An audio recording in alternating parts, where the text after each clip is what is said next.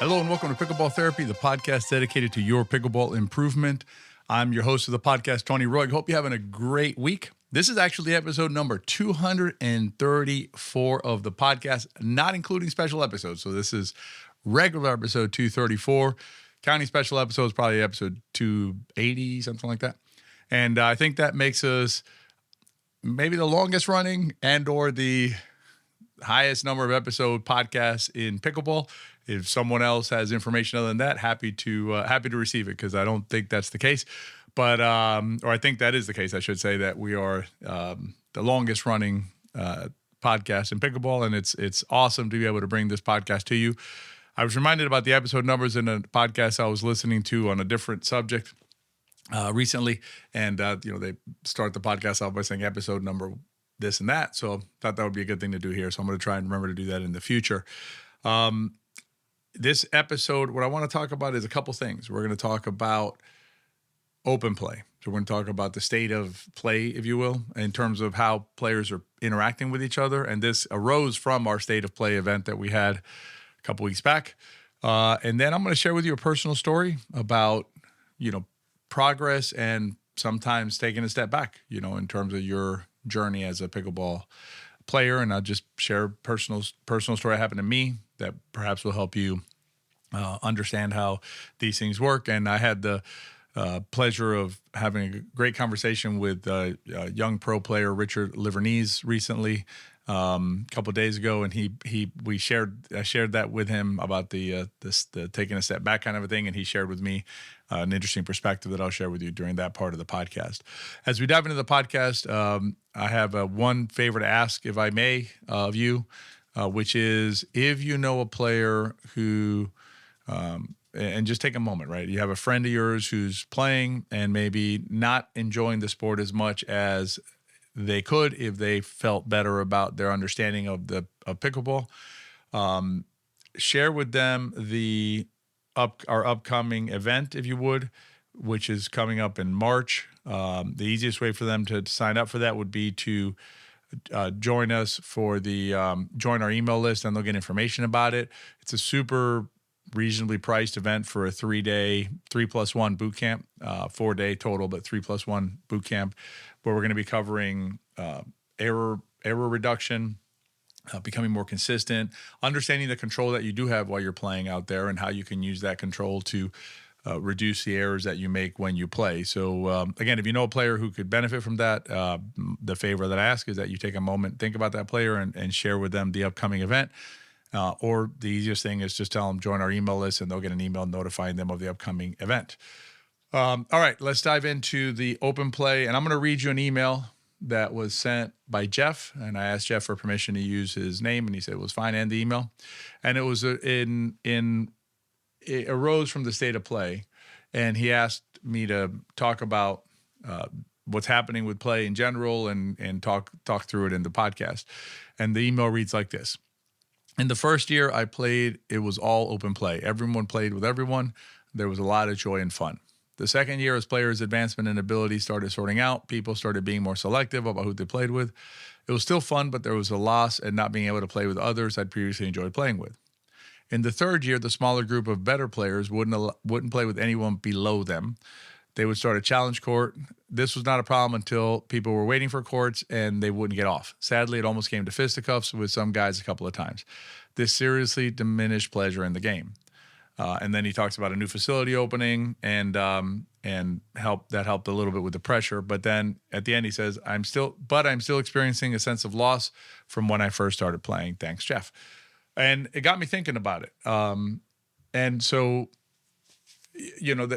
what I want to do is share with you a couple of things that I think we can do as players, exercising our control, our agency. And, if you listen to the podcast, that's a really big theme that runs through a lot of our episodes, is this idea that, we actually have more control over things than we may think.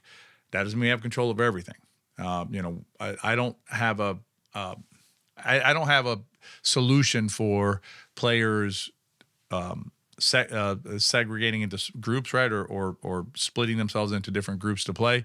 That's happened here locally in our community, and I think it's just part of how humans are wired, and things like that.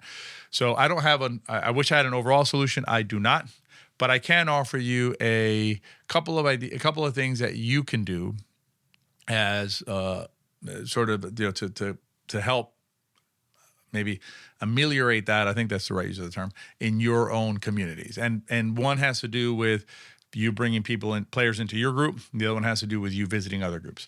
So the first idea was basically, keep an open eye for players out there who, this is where you're looking at players who are quote unquote below you, right? So they're playing in the courts that aren't your courts. Spend a moment, walk around, look around there, and see if you see players who are genuinely working at their game. And this is not a criticism of any player. It's not, right? There's perfectly fine and let's just use two numbers. Let's say you have courts in your facility that are 3-0 and some that are 3-5, and you're playing on the 3-5 courts. So you go walk over to the 3-0 courts, you're checking them out. Some of them are having a good time. They're just bopping the ball around, no problems. But I'm going to bet you that there's players there who are working on their game and who you see and you recognize, we talk about it being like a language, right? So you look at them and you're like, that player is starting to speak pickleball, right? And they're working at speaking pickleball. Maybe they still have some flaws in their language, but you see them working through the game. Then I would say it's on you to do whatever you can to help them come into your group to play. In other words, opening up your group to other players is the idea here.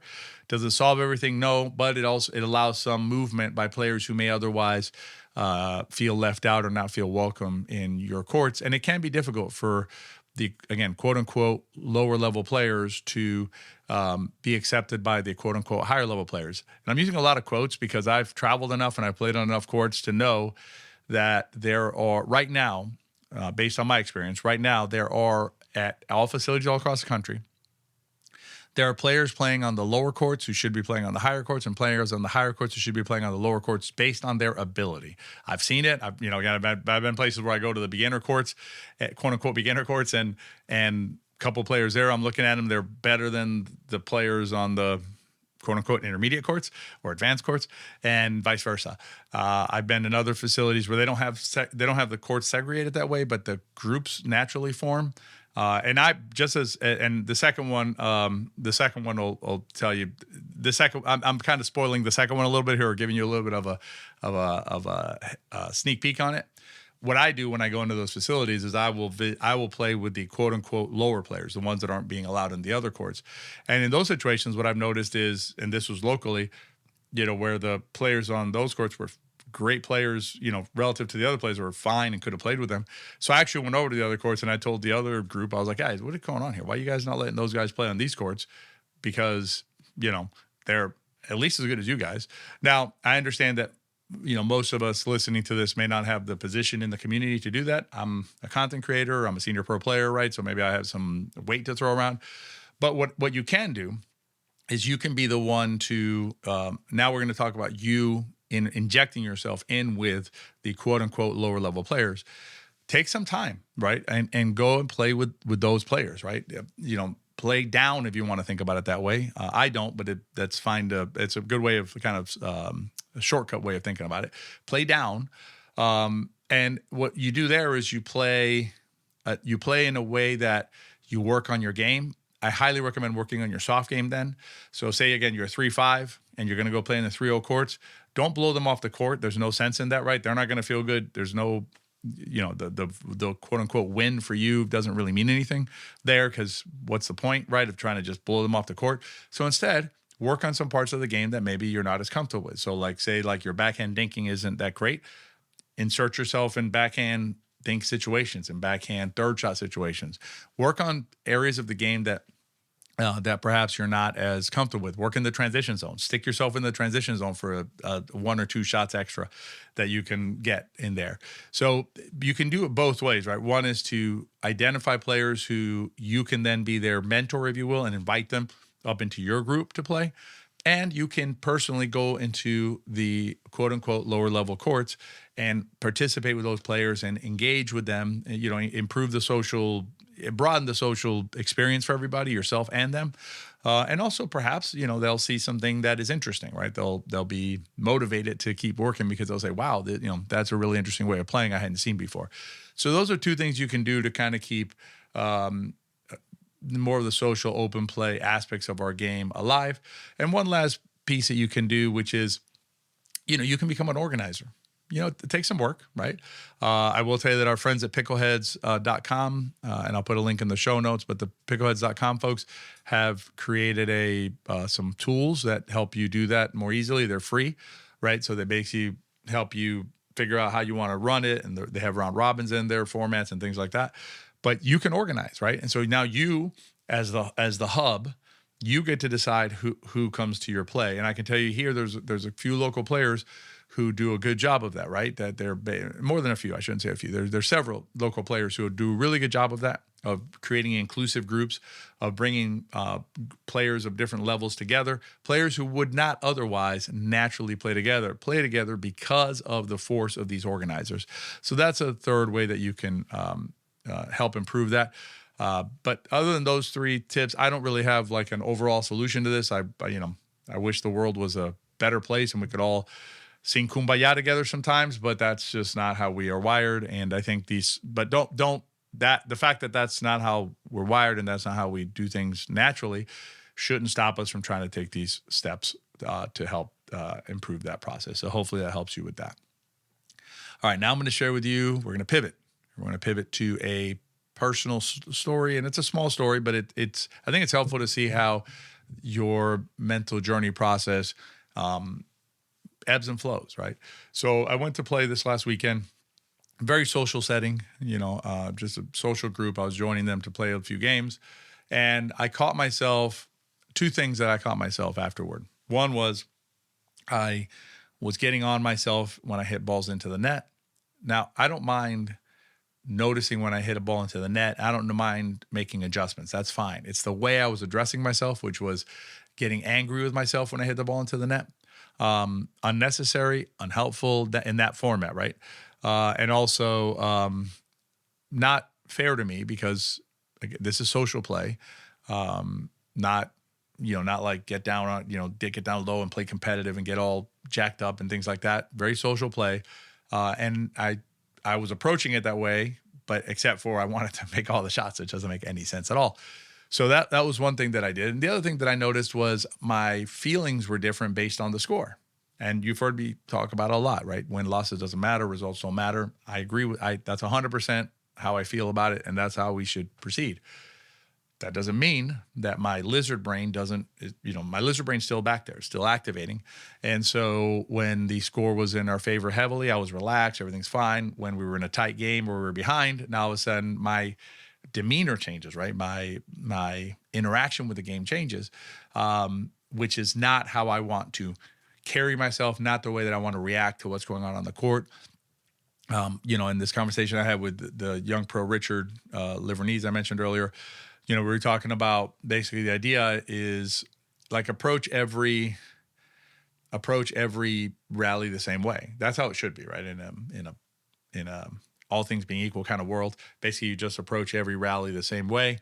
Whether you won the last rally, lost the last rally, no matter what the score is, you're always even keel doing the same thing. And what he shared with me, it was interesting because, he's had the similar experience with he's on a mental journey as well. He's younger than I am, also hasn't been at it as long, but he's made tremendous progress. He's a student of the mental side of things. In fact, the podcast I mentioned earlier with the episode numbers was a podcast that he recommended to me during our conversation that I started listening to. It has to do with Stoicism. It's called Stoicism on Fire. If you want to check it out, it's a great little podcast. I'm only into I think I'm on episode 3 right now. I started at the beginning. But it's basically about Stoicism and that philosophy, which it has a lot of parallels with what we talk about in this podcast. But in any event, so the way he framed that was basically like when that happens, basically we lose our center, right? So we're not centered anymore when we start going awry. And what happens is once you start getting off center, if you don't come back to the center, then you just keep going. You keep going down that path and it gets negative. And what I would say, I think, to minimize the chances of that happening next time will be some pre-game preparation. And if you haven't checked it out yet, check out our bookmark episode. It's one of the special episodes. It was a couple of weeks, 2 or 3 weeks ago. So it's in the recent feed still. The reason it's a bookmark episode called Prepare to Play, it's mental warm-up, Prepare to Play, I think, is because the idea is it's a practice. To get the most out of it, you should do it before every time that you play to minimize and perhaps even avoid these getting off the path, right? Or not acting in the way that you want to act, given how you objectively understand the sport and your relationship to it from a mental standpoint. So what I've told myself is that the next time before I go play, I am going to listen to the bookmark episode, check it out, and make sure that I'm centered, right? That I'm centered better as I move forward. That said, when these things happen, there's no reason to beat yourself up about it. You observe it, you see it, you react to it in a constructive, positive way, meaning I'm going to take a step positive in the future, which is prepare to play better next time so that I minimize the chances of a repeat. But that's just part of human life, right? These, you take a step forward, another step forward, then a half step back or a step to the side, then hopefully another step forward and then a step back like that. That's just how the human experience is. So anyway, so hopefully that sharing that with you will help you when you have those situations where you invariably take a step back in your journey, because that will happen to you. It's just human nature. So anyway, that's this week's podcast. I hope you enjoyed it. I guess I do have a second favor to ask you. If you have a minute to rate or review it, that really helps us out. And as always, please share the podcast with your friends, because if you enjoy the podcast, if it helps you, it probably will help them out as well. I hope you have a great weekend and next week, and I will see you during the next episode of Pickleball Therapy. Be well.